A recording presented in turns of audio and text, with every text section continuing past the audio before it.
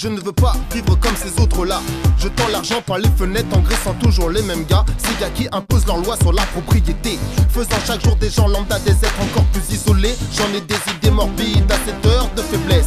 J'en arrive même à penser au suicide pour éviter leur laisse et leurs mains lourdes de grâce qui tripotent et vêtant dans tout ce qui passe. Poussant la masse à perdre la face pour ramasser des liasses, sans se lasser d'être tenu par des lacets. On a cru que le pire était passé, non mais là c'est un désastre. Me faire à l'idée de payer pour me loger mais néfaste. Et l'odeur de l'argent m'empeste. Prisonnier condamné à rentrer dans le système pour en sortir. Chaque fin de mois un sentiment de déprime se fait sentir. Se serrer la ceinture semble-t-il serait une normalité pour assurer son futur.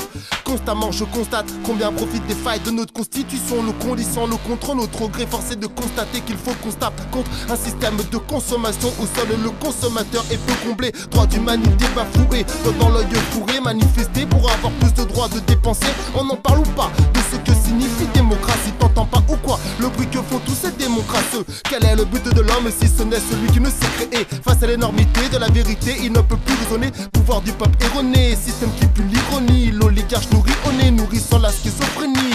Décrédibilisation, l'art de faire passer pour compte aux divergents qui osent remettre en question la pensée unique, l'opinion publique, les faits historiques et tout ce qui touche à la géopolitique.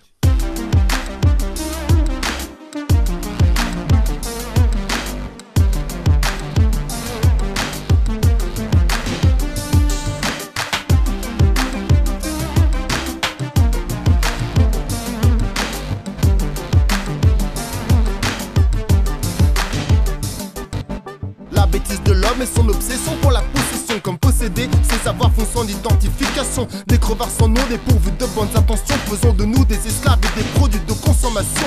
Quand l'argent prévaut sous le soutien et les services, les relations humaines s'évaporent pour laisser place aux vices. Leurs pires complices portent l'étiquette de peur et ignorance. Origine des prémices de la haine se veut l'arrogance. Mais faut-il être un érudit ou l'un de ces blindés pour courir le profit guidé par la cupidité? Dites c'est la faute de qui? Le système et ceux qui l'aident. En d'obstos victimes se gavent comme des vaches à lait. Les puissants partent en vrille mais nous en sommes responsables.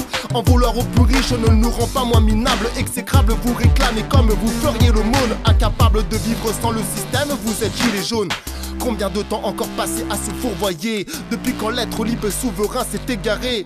Comment s'émanciper des mailles du filet d'un paradigme qui ne demande rien d'autre qu'être renversé? C'est l'heure de la désobéissance civile, de reprendre le contrôle et nous libérer d'une dette qui nous mutile. Devenir indocile et surtout arrêter de râler. Après le rejet, quel est le projet? Comment se régaler?